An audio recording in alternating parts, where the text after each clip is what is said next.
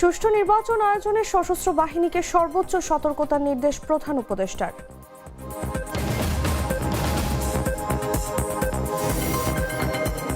সামরিক শিল্পে প্রবেশ, মিরসরাইয়ে হবে ডিফেন্স ইন্ডাস্ট্রিয়াল জোন, জানালেন বেজার নির্বাহী চেয়ারম্যান।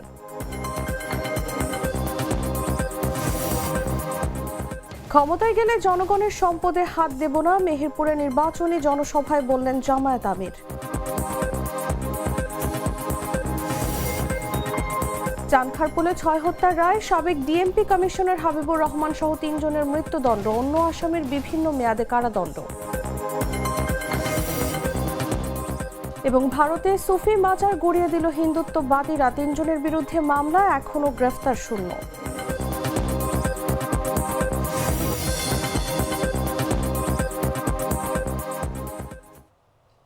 এতক্ষণ শুনছিলেন সংবাদ শিরোনাম। দর্শক, আমন্ত্রণ সন্ধ্যা 7টা নিউজে, সাথে আছি আমি Taslima Tithi. Treat chocolate, treat moment, sweet moment. চলে যাচ্ছি পুরো খবরে। অবাধ, সুষ্ঠু, নিরপেক্ষ ও উৎসবমুখর নির্বাচনী পরিবেশ নিশ্চিত করতে সশস্ত্র বাহিনীকে সর্বোচ্চ সতর্কতা অবলম্বনের নির্দেশ দিয়েছেন প্রধান উপদেষ্টা অধ্যাপক মোহাম্মদ ইউনূস। তিনি বলেন, আগামী 12 ফেব্রুয়ারি অনুষ্ঠিতব্য গণভোট ও ত্রয়োদশ জাতীয় সংসদ নির্বাচন বাংলাদেশের গণতান্ত্রিক ভবিষ্যতের জন্য একটি গুরুত্বপূর্ণ সন্ধিক্ষণ। এই সংবেদনশীল সময়ে একটি অবাধ, সুষ্ঠু, নিরপেক্ষ ও উৎসবমুখর নির্বাচনী পরিবেশ নিশ্চিত করতে বাংলাদেশ সশস্ত্র বাহিনীর ভূমিকা অত্যন্ত গুরুত্বপূর্ণ। সোমবার সেনা সদরে 3 বাহিনীর প্রধান সহ সশস্ত্র বাহিনীর জ্যেষ্ঠ কর্মকর্তাদের সঙ্গে মতবিনিময় সভায় দেয়া ভাষণে তিনি এসব কথা বলেন। পরে প্রধান উপদেষ্টার উপপ্রেস সচিব আবুল কালাম আজাদ মজুমদার এই তথ্য জানান। প্রধান উপদেষ্টা বলেন, জনগণের আস্থার প্রতীক হিসেবে সশস্ত্র বাহিনী অতীতের মতো এবারও পেশাদারত্ব, নিরপেক্ষতা ও দায়িত্বশীলতার সঙ্গে তাদের উপর অর্পিত দায়িত্ব পালন করবে। এ বিষয়ে সরকার আশাবাদী।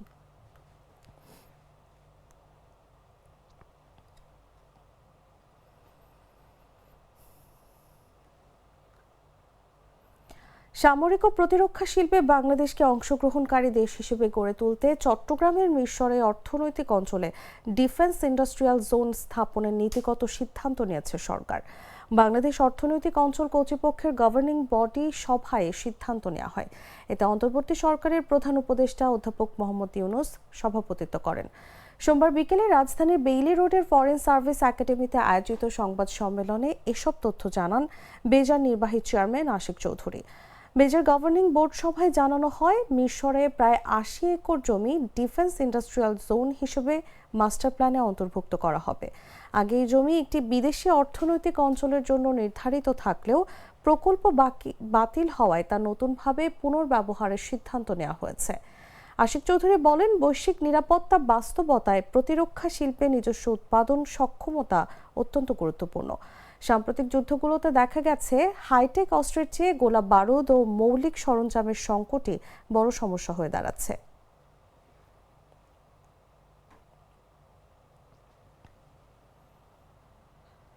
জুলাই গণঅভ্যুত্থানের সময় রাজধানী চানখারপুলে আনাজসহ 6 হত্যার অভিযোগে সংঘটিত মানবতা বিরোধী অপরাধের মামলায় ঢাকা মহানগর পুলিশের সাবেক কমিশনার সহ হাবিবুর রহমান সহ 3 জনের মৃত্যুদণ্ড দিয়েছেন ট্রাইব্যুনাল।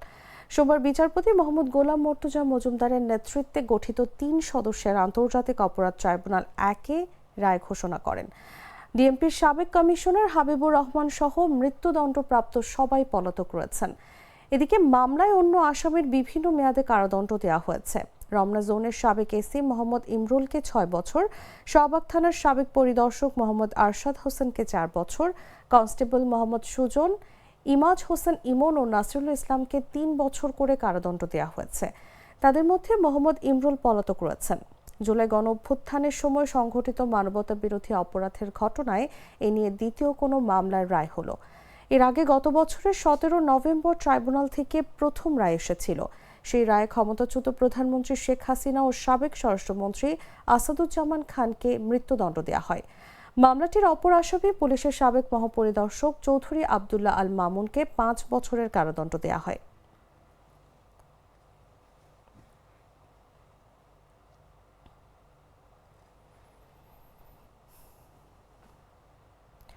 ত্রয়োদশ জাতীয় সংসদ নির্বাচন ও গণভোট উপলক্ষে আগামী 11 ও 12 ফেব্রুয়ারি সারা দেশে নির্বাহী আদেশের ছুটি থাকবে। অন্যদিকে 10 ফেব্রুয়ারি শিল্পাঞ্চলে বিশেষ ছুটি ঘোষণা করেছে সরকার। 3 দিনের ছুটি ঘোষণা করে রোববার জনপ্রশাসন মন্ত্রণালয় থেকে প্রজ্ঞাপন জারি করা হয়েছে। আগামী 12 ফেব্রুয়ারি দেশে ত্রয়োদশ জাতীয় সংসদ নির্বাচনের ভোট গ্রহণ এবং গণভোট অনুষ্ঠিত হবে। আগামী 13 ও 14 ফেব্রুয়ারি সাপ্তাহিক ছুটি থাকায় সরকারি কর্মচারীরা 11 থেকে 14 ফেব্রুয়ারি পর্যন্ত টানা 4 দিনের ছুটি পাচ্ছেন। অন্যদিকে শিল্পাঞ্চলের মানুষ ভোগ করবেন 10 থেকে 14 ফেব্রুয়ারি পর্যন্ত টানা 5 দিনের ছুটি।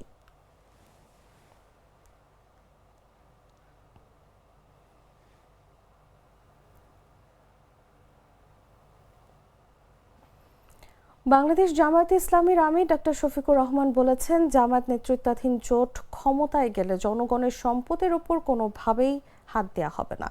দেশ পরিচালনায় জামায়াতের নীতি হবে সততা, জবাবদিহিতা ও ন্যায় বিচার প্রতিষ্ঠা।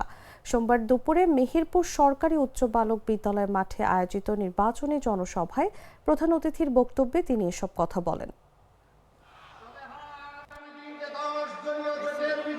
আমরা গভীর আস্থাশীল, আজ ন্যায্যতার পক্ষে, স্বচ্ছতার পক্ষে, সততার পক্ষে, সামাজিক ন্যায় বিচারের পক্ষে, ফ্যাসিবাদের বিপক্ষে, আধিপত্যবাদের বিপক্ষে আমাদের জোট আজকে ঐক্যবদ্ধ। বাংলাদেশের মানুষ ইনশাআল্লাহ তার পক্ষে থাকবে।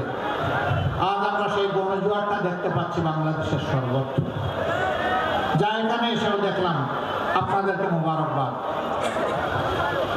আমরা কথা দিচ্ছি, আল্লাহ তাআলা যদি তার একান্ত মেহেরবানিতে আপনাদের সকলের দোয়া, ভালোবাসায়, আপনাদের সমর্থন এবং ভোটে জাতির এই আমানতের দায়িত্ব আমাদের উপর অর্পণ করেন, তাহলে আল্লাহর কসম, আল্লাহর কসম, আল্লাহর কসম, জনগণের সম্পদের উপর আমরা হাত দেব না।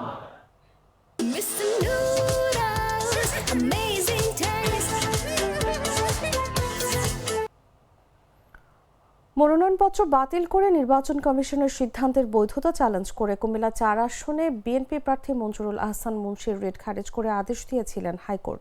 সেই আদেশের বিরুদ্ধে আপিল আবেদনের শুনানির জন্য আগামী 28 জানুয়ারি পরবর্তী দিন ঠিক করেছেন সুপ্রিম কোর্টের আপিল বিভাগ। সোমবার প্রধান বিচারপতির নেতৃত্বাধীন আপিল বিভাগের পূর্ণাঙ্গ ও নিয়মিত বেঞ্চ এই আদেশ দেন। এর আগে মনোনয়নপত্র বাতিলে নির্বাচন কমিশনের সিদ্ধান্তের বৈধতা চ্যালেঞ্জ করে কুমিল্লা 4 আসনে বিএনপির প্রার্থী মঞ্জুরুল আহসান মুন্সির রিট খারিজ করে হাইকোর্টের দেয়া আদেশের বিরুদ্ধে আপিল সংক্রান্ত আবেদনের বিষয়ে শুনানির জন্য সোমবার পরবর্তী দিন ঠিক করেছিলেন সুপ্রিম কোর্টের আপিল বিভাগের চেম্বার জজ আদালত। এর আগে মঞ্জুরুল আহসান মুন্সির রিট খারিজ করে হাইকোর্টের দেয়া আদেশের বিরুদ্ধে সুপ্রিম কোর্টের আপিল বিভাগের সংশ্লিষ্ট শাখায় আপিল আবেদনটি করেন মুন্সির আইনজীবী সাইফুল্লাহ আল মামুন। ওই আবেদনের উপর বৃহস্পতিবার শুনানি নিয়ে এই আদেশ দেন আপিল বিভাগের চেম্বার জজ আদালত।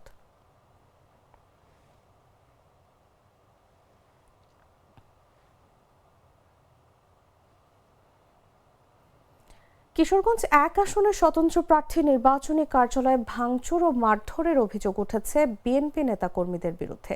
এ ঘটনায় একজন আহত হয়েছেন বলে জানা গেছে। রোববার সন্ধ্যা আনুমানিক 7:30টার দিকে সদর উপজেলার লতিফাবাদ ইউনিয়নের সাদুল্লাচর বাজারে এ ঘটনা ঘটে। স্থানীয়রা জানান, রাতে সাদুল্লাচর বাজারের পূর্ব পাশে কিশোরগঞ্জ 1 আসনের স্বতন্ত্র প্রার্থী রেজাউল করিম খান চুন্নুর নির্বাচনী কার্যালয় উদ্বোধনের কথা ছিল। উদ্বোধনের প্রস্তুতি হিসেবে কার্যালয়ের সাজসজ্জার কাজ চলছিল। এ সময় সদর উপজেলা বিএনপির যুগ্ম সাধারণ সম্পাদক ও লতিফাবাদ ইউনিয়নের সাবেক চেয়ারম্যান শহীদুল ইসলাম শহীদ, 3 নম্বর ওয়ার্ড বিএনপি নেতা জুয়েল মেম্বার, বিএনপি নেতা নাসির উদ্দিন নাসির এবং 1 নম্বর ওয়ার্ড বিএনপির সাংগঠনিক সম্পাদক সাইদুর রহমানের নেতৃত্বে স্থানীয় বিএনপি নেতাকর্মীরা হামলা চালায় বলে অভিযোগ করা হয়েছে।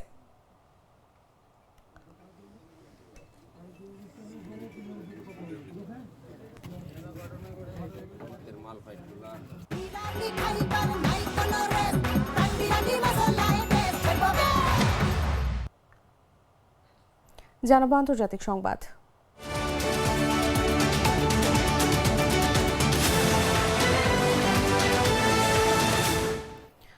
ভারতের উত্তরাখণ্ডের মুসৌরিতে অষ্টাদশ শতকের সুফি দার্শনিক ও কবি বাবা বুল্লে শাহের মাজার গুঁড়িয়ে দিয়েছে উগ্র হিন্দুত্ববাদীরা। এ ঘটনায় 3 জনের বিরুদ্ধে মামলা করা হয়েছে। রোববার তথ্য জানিয়েছে বার্তা সংস্থা ANI। জানা যায়, গেল শনিবার মুসৌরির উইনবার্গ অ্যালেন এলাকার একটি শিক্ষা প্রতিষ্ঠানের ভেতরে অবস্থিত এই মাজারে হামলা চালানো হয়। হামলাকারীরা হাতুড়ি ও লোহার রড ব্যবহার করে স্থাপনাটি ভাঙচুর করে। এ সময় মাজারের ভেতরে রাখা ধর্মীয় বইও ক্ষতিগ্রস্ত হয়। এই ঘটনায় হরিওম, শিবায়ন ও শ্রদ্ধা নামের 3 জনকে অভিযুক্ত করা হয়েছে। পাশাপাশি আরও 25 থেকে 30 জন অজ্ঞাত পরিচয় ব্যক্তির নাম মামলায় অন্তর্ভুক্ত করা হয়েছে। অভিযুক্তদের বিরুদ্ধে গোষ্ঠীগত সম্প্রীতি বিনষ্ট, জনশান্তি ব্যাহত এবং ধর্ম অবমাননার উদ্দেশ্যে উপাসনালয় ক্ষতিগ্রস্ত করার অভিযোগে ভারতীয় ন্যায় সহিংসতার একাধিক ধারায় মামলা দায়ের হয়েছে। তবে এখনও কাউকে গ্রেফতার করা হয়নি।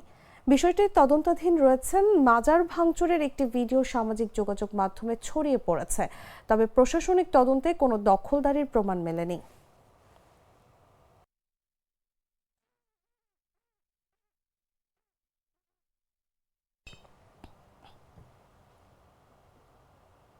সংবাদ শেষ করব খেলার খবর জানিয়ে।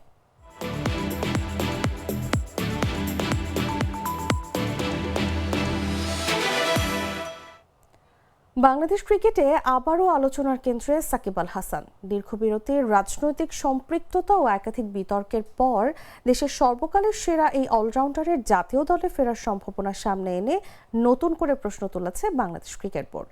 এটি কি সত্যিকারের ক্রিকেটীয় প্রত্যাবর্তনের ইঙ্গিত, নাকি চাপের মুখে বিসিবির পরিকল্পিত পাবলিসিটি স্টান্ট?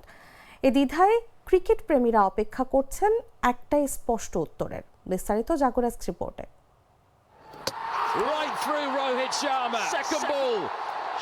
বাংলাদেশ ক্রিকেটের সবচেয়ে বড় চমক, দেশের সর্বকালের সেরা ক্রিকেটার সাকিব আল হাসান কি আবার জার্সি পরে মাঠে নামবেন, নাকি এটা কেবল বিসিবির আরেকটি পাবলিসিটি স্টান্ট? রাজনৈতিক বিতর্ক, মামলা আর দীর্ঘ বিরতির পর ক্রিকেট প্রেমীরা চাইছেন একটাই উত্তর। সত্যি কি ফিরছে লিজেন্ড? বাংলাদেশ ক্রিকেট বোর্ড ফের আলোচনায় আনে দেশের সেরা ক্রিকেটার সাকিব আল হাসানকে জাতীয় দলে নেওয়ার সম্ভাবনা। প্রায় 1.5 বছর দলের বাইরে থাকা সাকিবের ফেরার খবর যেমন ক্রিকেট প্রেমীদের আকর্ষণ করেছে, তেমনি বিতর্কও তৈরি করেছে। বিসিবি মিডিয়া কমিটির প্রধান আমজাদ হোসেন জানিয়েছেন, সাকিবের ফিটনেস, অ্যাভেইলেবিলিটি এবং সংশ্লিষ্ট ভেন্যুতে উপস্থিত থাকার সক্ষমতা থাকলে বোর্ড ও নির্বাচকরা ভবিষ্যতে তাকে দলে নেওয়ার বিষয়টি বিবেচনা করবে। সাকিব নিজেও হোম ও অ্যাওয়ে সিরিজে খেলার আগ্রহ প্রকাশ করেছেন। তবে রাজনৈতিক প্রেক্ষাপট পুরোপুরি দূর হয়নি। 2024 সালের জানুয়ারি মাসে মাগুরা 1 আসন থেকে সংসদ সদস্য নির্বাচিত হওয়া সাকিবের রাজনীতির কারণে আগে তাকে দলে নেওয়া হয়নি। জুলাই আগস্ট আন্দোলনের সময় কানাডা থাকা এবং সামাজিক যোগাযোগ মাধ্যমে আনন্দমুখর ছবি প্রকাশের কারণে ক্ষোভও তৈরি হয়েছিল। এছাড়া হত্যা মামলা, শেয়ার বাজার কেলেঙ্কারি ও দুদকের মামলাও তার সঙ্গে যুক্ত। বিশ্লেষকরা মনে করছেন, বিসিবির এই সিদ্ধান্ত কেবল ক্রিকেটিক চাহিদা নয়, এটি হতে পারে পাবলিসিটি স্টান্ট। আইসিসির ভোটাভুটিতে হেরে যাওয়ার পর বোর্ডের অবস্থান নাজুক, আর দেশের সবচেয়ে বড় ব্র্যান্ড ও ক্রিকেটারকে সামনে এনে তারা নজর কাটতে চাইছে।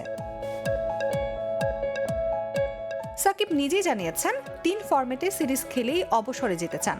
এই অবস্থায় কেন্দ্রীয় চুক্তির প্রস্তাব কি বাস্তব সিদ্ধান্ত, নাকি কেবল প্রচারণার কৌশল? প্রশ্ন থেকেই যাচ্ছে। ফলে সাকিবের ফেরা শুধু ক্রিকেটের বিষয় না, রাজনৈতিক ও সামাজিক প্রেক্ষাপটের সঙ্গে যুক্ত হয়ে গেছে। ভবিষ্যতে বোর্ড ও নির্বাচকদের মূল্যায়ন, সরকারি অনুমতি এবং বাস্তব পরিস্থিতি নির্ধারণ করবে তার আসল অবস্থা। নিউজ ডেস্ক, জাগো নিউজ। দর্শক, সংবাদ শেষ করার আগে শিরোনামগুলো জানিয়ে দিচ্ছি আরও একবার।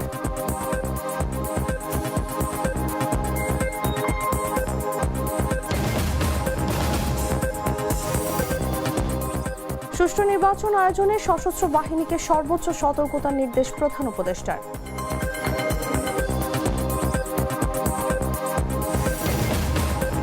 সামরিক শিল্পে প্রবেশ, মিরসরাইয়ে হবে ডিফেন্স ইন্ডাস্ট্রিয়াল জোন, জানালেন বেজার নির্বাহী চেয়ারম্যান।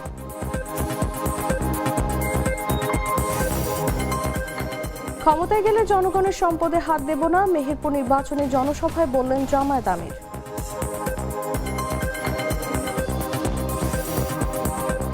চানখারপুলে 6 হত্যার রায়, সাবেক ডিএমপি কমিশনার হাবিবুর রহমান সহ 3 জনের মৃত্যুদণ্ড, অন্য আসামির বিভিন্ন মেয়াদে কারাদণ্ড। এবং ভারতে সুফি মাজার গুড়িয়ে দিল হিন্দুত্ববাদীরা, 3 জনের বিরুদ্ধে মামলা, এখনও গ্রেফতার শূন্য।